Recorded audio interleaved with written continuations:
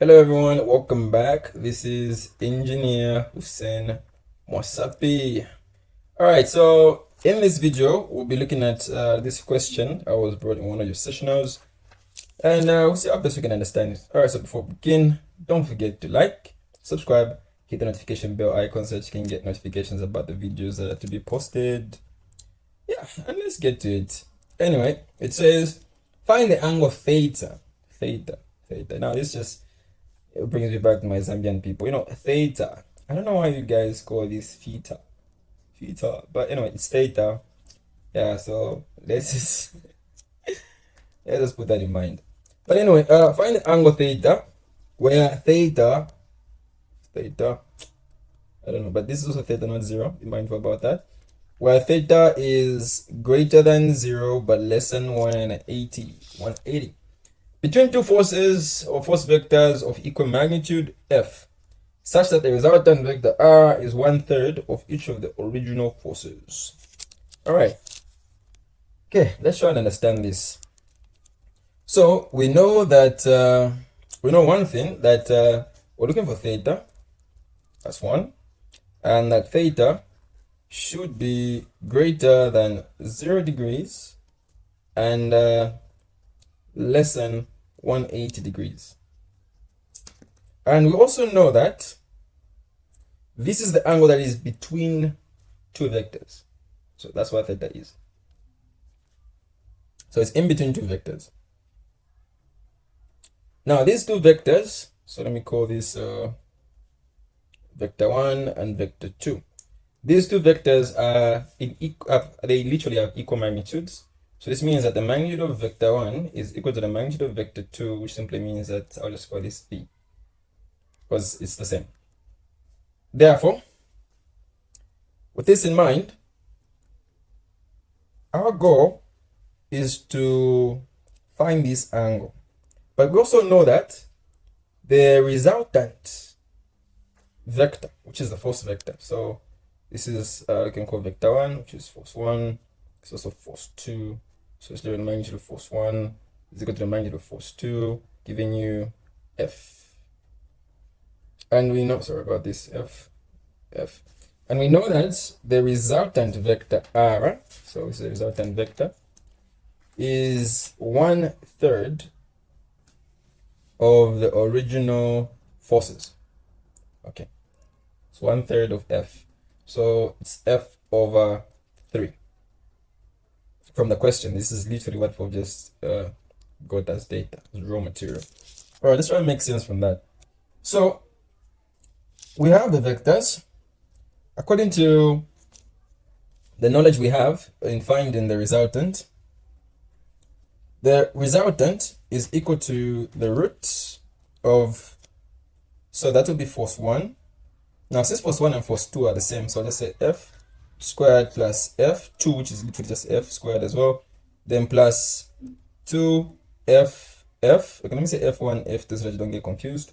Then 2F1, F2 cos theta. Now, be mindful that I know most of you are thinking, why am I not putting a minus here? That's a good question. Now, the angle we're looking for is the angle in between two identical vectors. According to the parallelogram law, if I had drawn this theta there, if I had to extend this, it's extended, and just like that, I extend it, and I create parallel lines, you find that in actual sense, the resultant is not coming from this direction, rather that direction. And the angle that we use are called theta prime. That's why we say minus. But since the angle is in between these force 1 and force 2, we have to say plus because it's here, not there. I hope it's clear. So with this in mind, we know that F1 is equal to F2. So force resultant is equal to the root of, so I'll say F squared plus F squared plus 2FF cos theta. So the resultant is 1/3 of the original, so which means that the resultant is F over 3. Then is equal to what we have as F squared plus F squared plus 2 this will be f squared cos, theta, like that. So if we square both sides, this cancels with this. You have f squared over 3 being equal to f squared plus f squared, that is 2f, plus 2f squared cos theta. Now, if I factor out f squared, this is f squared, 2f squared. If I factor out f squared, I'll have f squared times 1 over 3 being equivalent to, it's not going to be 1 over 3 because the square times distributed to this guy and that guy, it's going to be 9 here. Like that. So, because, f squared, that's f squared, then 3 to the power 2, that's 9. That's clear. Then we have f squared, then we have 2 plus 2 cos theta, like that, when you factorize. Now we know that this f squared and that f squared will cancel out, and we just remain with 1 over 9 being equal to 2 plus 2 cos theta. That's what we're remaining with. So we're having this. All we're supposed to do at this point is to solve for what? Theta. So now let's solve for theta. So let me just change the screen. So we're having 1 over 9 being equivalent to 2 plus 2 cos theta. So solving for cos theta, it means that we have 2 cos theta. Let me just write it in a way that most people are familiar with, where I put the variable on the left. So the 2 goes the other side, making the negative inverse. So we have 2 cos theta being equal to 1 over 9 minus 2. I can do up a delta for this guy by the side, and we know 1 over 9 minus 2 over 1. Basically, you can use a calculator, guys. But anyway, this will give us literally, this will be 1 minus 18 over 9, giving you minus 17 over 9. So we'll get 2 cos theta being equal to minus 17 over 9. So I can divide by 2, then cos theta is equal to negative 17 over 9 divided by 2. This is the same as 1 writing cos theta being equal to negative 17 over 9 times 1 over 2. This will give them negative 17 over 9 times 2, that is 18.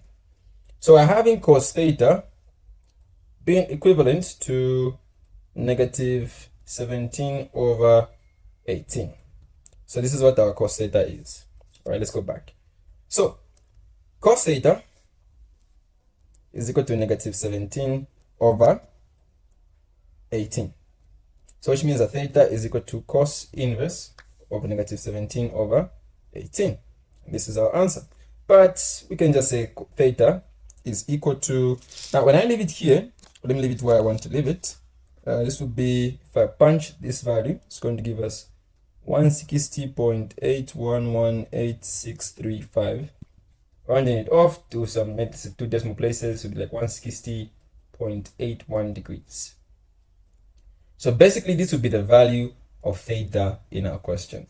So it's literally just basically you understanding the information given and trying to apply vector analysis in solving it. All right, thanks for watching. If you have questions, you can reach me on WhatsApp on the line 077-149-5252. Remember, slow progress is better than no progress. Unless you judge before becoming statistic, let's try and push for that. A plus.